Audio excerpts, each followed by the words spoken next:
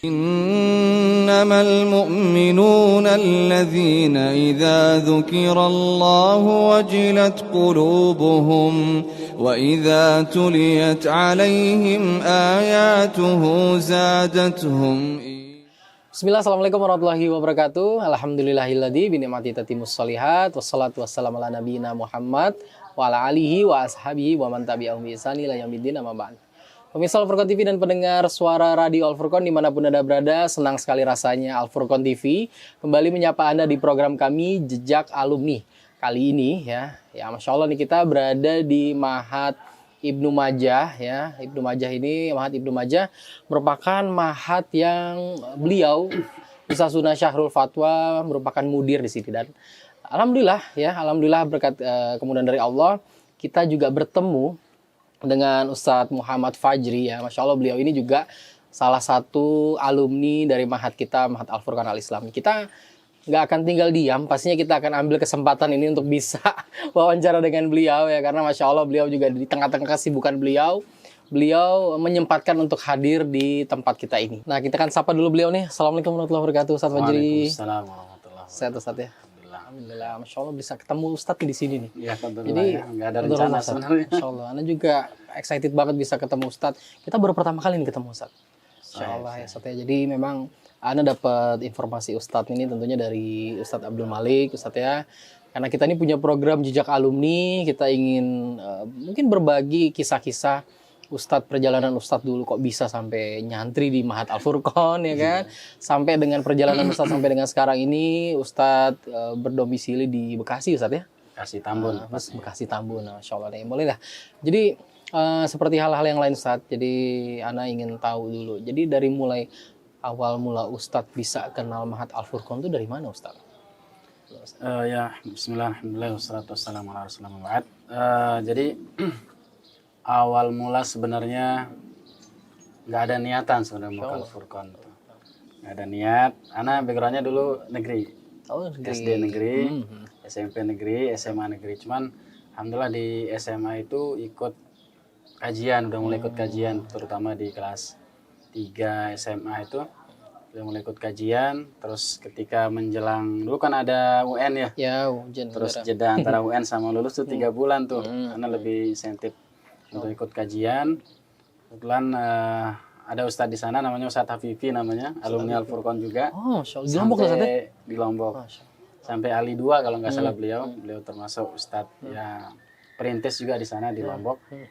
Menawarkan mau mondok enggak. Kebetulan kan anak kan dari kurang mampu ya. Bukan orang yang berada. Akhirnya ya udah tanpa pikir panjang ya bismillah. Akhirnya lulus apa namanya SMA. Ijazah keluar, anak berangkat. Seperti itu kisahnya. Mulailah untuk takosus dulu ya. Di takosus dulu. Takosus langsung ya. Masya Allah. Nah, dulu kan Ustadz kan berasal dari bukan sekolah pondok Ustadz ya. Malah kita bilang sekolah umum ya kan. Nah, Ustadz bagaimana awal mula Ustadz mengenali kultur pondok pesantren, apalagi kita tahu di pondok kita ini kan terkenal dengan panasnya, air asinnya dan sebagainya. Dulu gimana Ustadz? Kaget nggak? Awal-awal kaget. Terutama di 1 sampai 3 bulan awal itu termasuk anak yang nggak pernah meninggalkan rumah gitu. Sampai nangis-nangis waktu itu. Kangen gitu ya. Homesick ya maksudnya. Pengen pulang segala macam. Sampai-sampai dulu sempat ya sakit gatal anak sini. Nggak bisa jalan dulu. Akhirnya kan dibilang asin enggak, dibilang tawar enggak, kan payo namanya masalah itu. Kaget. Terus awal-awal belajar juga ya kesulitan, yang namanya kita nggak pernah belajar bahasa Arab, nggak pernah belajar yang sebelumnya, agak menyesuaikannya itu agak berat.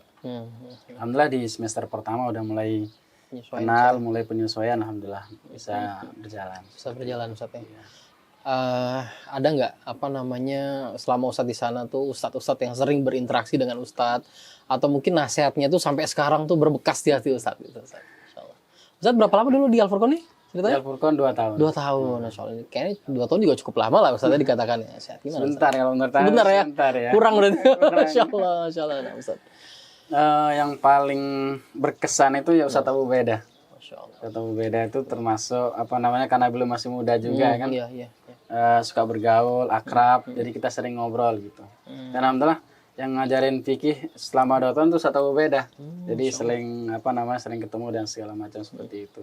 Ya termasuk yang sangat menyentuh ya Syekhuna ya Ustaz Harun Rafiq dan Ustaz Ahmad Sabik biasa yang kalau nasihat-nasihat yang paling berkesan itu ya termasuk sepuh kan seperti Ya, itu. betul, Ustaz. Enak kita ambil nasihat-nasihat beliau seperti itu. Berarti memunculkan semangat itu dari awal mula Ustadz nyampe itu, apa motivasi Ustadz untuk tetap bisa bertahan dari masa awal masuk sampai penyesuaian sampai Ustadz selesai di 2 tahun itu Ustadz? Sebenarnya cita-citanya dulu pengen ke Madinah sebenarnya. Gitu, Masya Allah. Jadi semangat di situ belajar, persiapan. Qadarullah pernah daftar, Muqabalah juga pernah ikut. Qadarullah belum kesampaian ke sana seperti itu. Jadinya kita semangat 2 tahun itu untuk persiapan masuk ke sana sebenarnya. Cuman Allah berkehendak lain seperti itu. Enggak sampai Madinah. Oh gitu ya Ustadz ya, Masya Allah. Tapi Ustadz ini kan MDPI nih ya, MPDI. Sampai berarti setelah Al-Furqan tuh Ustadz lanjut kemana Ustadz? Sebenarnya di tahun kedua di Al-Furqan itu biasalah pemuda ya, pengen nikah. Oh iya, siap Ustadz. Lihat suasana di Al-Furqan sepertinya belum bisa gitu loh menikah, menggabungkan antara nikah sama belajar, karena kalau udah nikah itu nggak bisa tinggal di pondok kan, harus cari maisha sendiri segala macam. Akhirnya putuskan pindah daftar di Lipia dulu. Daftar di Lipia. Setahun setelah masuk di Lipia itu anak nikah jadi beneran alhamdulillah 1 tahun. Sambil kuliah terus anak juga usaha waktu itu. Apa itu? Namanya tahu kalasam, mana jualan waktu itu. Di mana itu? Sejak di Bekasi Timur, dekat dari sini. Dekat tol Timur itu. Sebelum masuk Lipia itu daftar dulu, nunggu tes, nunggu pengumuman segala macam, nunggu masuk tuh sekitar 3 bulan buat buka usaha. Apa sih namanya? Namanya tahu kalasam. Tahu. Kalau lebih dikenal mungkin tahu crispy. Tahu crispy. Ya. Masya Allah. Jadi selama di Lipia, anak masuk sore itu nanti sore jualan sampai jam 9, jam 10. Besok kuliah. Ya seperti itu. Berjalan sampai tahun 2016. Nah, ketika itu anak sambil di Lipia sebenarnya ngambil S1 juga di luar. Urusan PAI lah. PAI. Selesai S1 masih di Lipia, anak daftar S2 juga di umum namanya. Universitas Islam 45 atau Unisma dekat dari Bekasi juga. Urusan manajemen pendidikan Islam waktu itu. Karena tuntutan di sekolah juga. Kepala sekolah katanya minimal S2 seperti itu. Yaudah kita daftar aja. Seperti itu. Kan Lipia Jakarta Ustadz kok di Bekasi sih itunya? Nah itu kan jauh itu. lumayan ya, sekitar sejam atau sejam setengah lah pakai motor. Waktu itu emang tuntutan ini juga tuntutan kita kan udah nikah gitu. Tuntutan untuk maisha. Kalau di Jakarta itu emang agak samping agak susah kerjaan, kosan juga mahal di sana. Kalau di sini murah kosannya, terus lahan alhamdulillah ada seperti itu. Luar biasa Ustadz ya. Perjuangan Ustadz ya. Jadi mencari maisha juga, menghidupi keluarga juga sambil kuliah juga waktu itu Ustadz. Kuliah. Yang kemarin sempat tanah di ambil S3 juga sebenarnya. Cuman nggak selesai. Qadarullah pas udah mau penelitian COVID. Oh gitu. Udah sampai mau penelitian tuh? Udah semester 3 udah selesai, tinggal skripsi disertasi. COVID. Keuangan agak serat seperti itu, hanya nggak lanjut. Qadarullah Ustadz ya. Nah sekarang kan Ustadz merupakan kepala sekolah ya Ustadz ya. Katakan SDIT Nur Alan Nur di Tambun Selatan Kabupaten Bekasi. Nah itu gimana perjalanan Ustadz kok bisa sekarang ini jadi kepala sekolah nih Ustadz? Masya Allah. Ya, jadi waktu itu sebenarnya waktu 2015 akhir itu sempat ketemu sama ada orang Lombok juga, namanya Ustadz Musa Mulyadi Lukman LC, ya, lulusan Madinah, orang Lombok, pembina yayasan di Istiqlal sebenarnya. Pertama kali ditawarin, karena kan waktu itu udah selesai S1-nya yang SPDI itu. Ditawarin, anak belum berminat. Kali kedua ditawarin lagi, belum berminat. Kali ketiga, pas awal 2016, ya udah Ustadz, insya Allah anak coba seperti itu. Awal-awalnya ragu-ragu juga, kita kan belum ada pengalaman. Akhirnya ke Istiqlal itu bulan Maret kalau nggak salah, itu bulan Maret ya 2016. Sekitar 3 bulan sebelum jadi kepala sekolah itu jadi guru biasa dulu. Baru tahun ajaran baru diangkat atau di SK kepala sekolah SMP waktu itu. SMP Islam Istiqlal full day juga. Baru di tahun 2 tahun, selama 2 tahun, tahun ketiganya kepala sekolah SMA-nya kosong. Oke. Akhirnya anak naik ke SMA sampai 2022 kemarin. Nah, baru setelah 2022 sepertinya kita pengen cari pengalaman yang baru gitu, akhirnya pindah ke Nur Ala Nur ini. Nur Ala Nur. Berarti di Istiqlal itu sempat jadi kepala sekolah SMA Ustaz ya? Kepala sekolah SMP 2 tahun, SMA 4 tahun. Nah, gitu. SMA full day juga. Full day. Tapi masih sampai sekarang masih di sana? Apa udah enggak? Udah enggak ya Ustaz ya? Cuman masih megang masjid aja. Insyaallah. Masjidnya ada. Berarti sekarang Ustadz ceritanya pindahlah ke SDIT nih ya. Jadi ngurusin SD nih sekarang nih Ustadz. SD ya. Nah itu apa challenge-nya Ustadz? Kan Ustadz dari ngurus anak SMA nih ya kan, SMP SMA sekarang kok ke SD nih ya. Nah, itu mungkin gimana tuh Ustadz? Ya emang awal-awalnya agak canggung ya. Butuh penyesuaian yang biasanya kita ngomong sekali atau 2 kali. Itu langsung jalan ya, anak-anak SMP SMA. Ini SD ya harus 1, 2, 3 harus dipegang segala macam. Masih penyesuaian. Baru sebulan di SDT Nur Ala Nur. Berarti sekarang Ustadz tinggal di sekitar situ juga, di Tambun juga? Ya ngontrak di dekat SDT Nur Ala Nur. Balik lagi ke Al-Furqan Ustadz. Berarti udah lama banget Ustadz nggak balik ke Al-Furqan ya? Nggak ngunjungi lagi Al-Furqan Ustadz? Iya. Kemarin sempat ada rencana-rencana, kalau belum kesampaian. Mau sekalian pulang kampung lewat sana, kalau nggak kesampaian gitu. Iya, Ustadz. Belum kesana lagi. Insya Allah, iya bener juga Ustadz kan dari Lombok nih ceritanya ya. Insya Allah nih, karena di Al-Furqan nih Ustadz ya, terkenal itu kalau anak cerita, dia tuh terkenal apa ya istilahnya tuh kayaknya saking santrinya banyak orang asli Lombok, jadi mereka tuh punya 2 bahasa, Jawa sama bahasa Lombok kata di sana. Insya Allah, jadi memang kayaknya semangatnya para apa namanya santri-santri asal Lombok tuh untuk memondok tuh kayaknya cukup ini juga Ustadz ya. Benar. Benar aja waktu kita itu sampai bisnya itu jemput lah. Masya Allah. Bis biasanya kita charter, jadi ada yang ke sana, bisnya datang jemput kita. Hampir penuh itu bisnya pas pulang ke Lombok. Biasa teman-teman tuh kalau pulang itu bawa barang banyak, nanti balik juga bawa sambal biasanya. Masya Allah, sambal Lombok bener. Sambal Lombok. Luar biasa, itu ditunggu-tunggu tuh Ustaz. Dan memang santri Lombok tuh Masya Allah, kalau dia pas pulang tuh selalu bawa oleh-oleh gitu loh. Luar biasa. Ustaz, bercerita tentang SDIT Nur Ala Nur. Itu jenjangnya apa SD Ustaz ya? Jenjangnya SD. Dan dia lebih ke arah kemana Ustaz? Program-program dan sebagainya Ustaz. Unggulan kita sih biasa ya di Tafid ya. Tafid sama Tahsin dan bidang diniyah. Meskipun kita ikut Diknas, fokus dari yayasan amanah itu emang untuk diniyah. Kalau bahasa yayasannya pengkaderan persiapan masuk pondok. Pengkaderan itu. Jadi nggak diarahkan masuk ke negeri atau apa.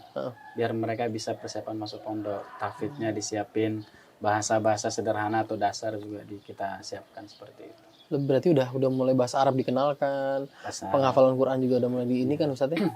Alumni kita juga kita cek itu kemarin di sebaran alumni itu banyak yang ke pondok, pondok sunnah seperti itu. Mulai masuk SMP-nya baru. SMP.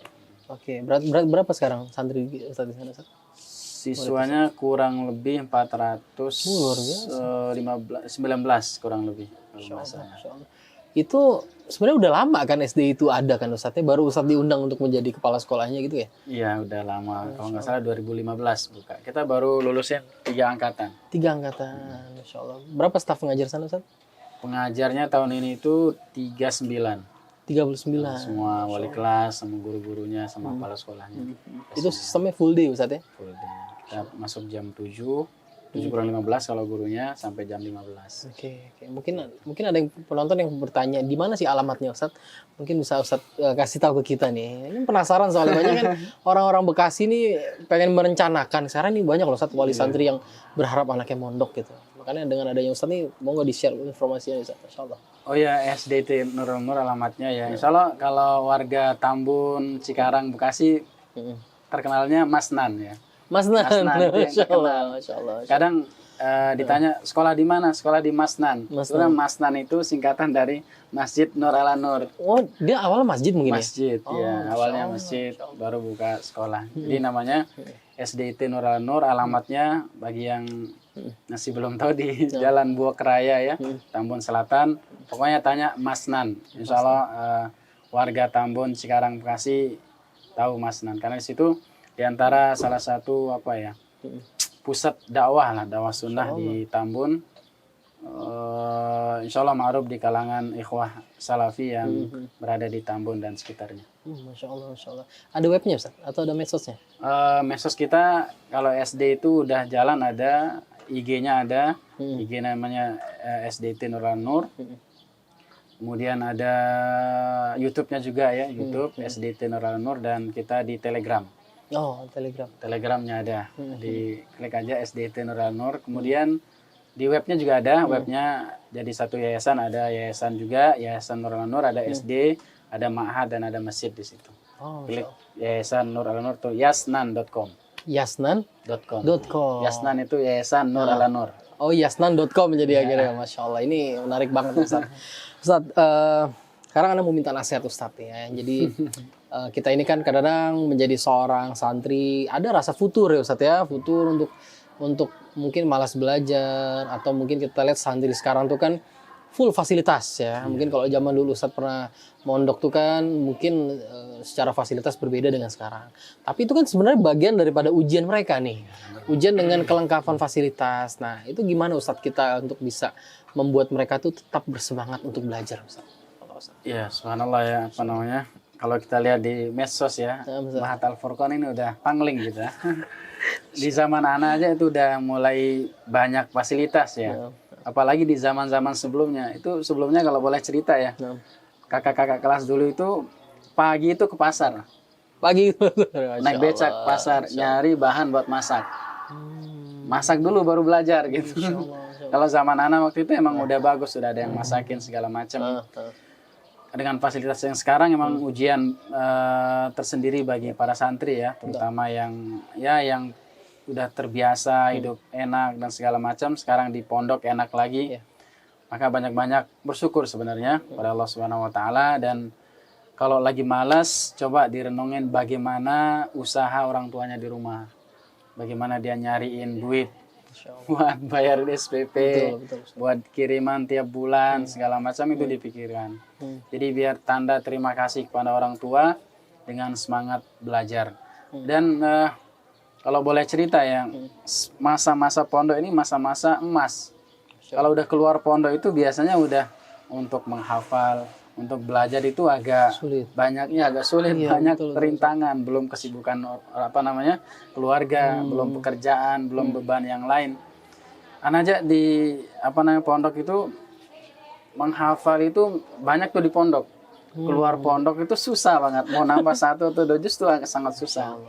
Belum banyak hal, keluarga, masalah segala macam bikin terpecah semuanya. Makanya adik-adik santri yang masih nyantri tetap semangat belajarnya, luruskan niat, kemudian manfaatkan masa-masa pondok untuk terus belajar dan memperbagus, meningkatkan potensi diri antum sekalian sebelum nanti terjun ke lapangan atau terjun dakwah di masyarakat. Insya Allah. Jadi pesan Ustadz Fajri adalah di pondok itu sebenarnya masa-masa emas ya Ustadz ya.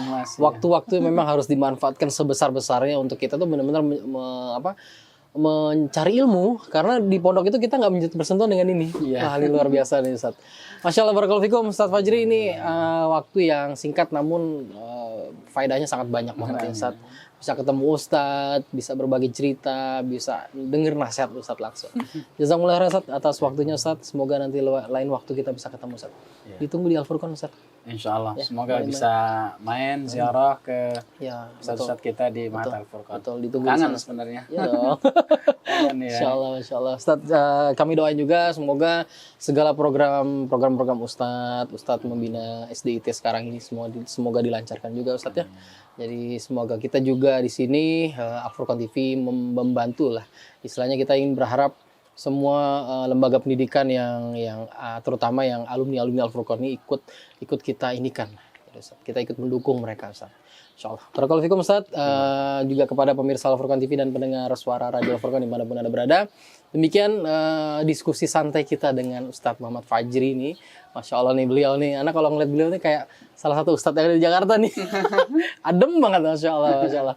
Jadi semoga apa yang kita diskusikan pada hari ini bermanfaat untuk semua. Silahkan dibagi informasi ini. Mungkin para jamaah semua yang ada ingin mencari sekolah agama, terutama yang berada di lokasi Bekasi, mungkin bisa menyaksikan tayangan kita pada hari ini. Baik, kita tutup dengan doa kafaratul majelis. Subhanakallahumma wa bihamdika, asyhadu an la ilaha illa anta, astaghfiruka wa atubu ilaik. Assalamualaikum warahmatullahi wabarakatuh.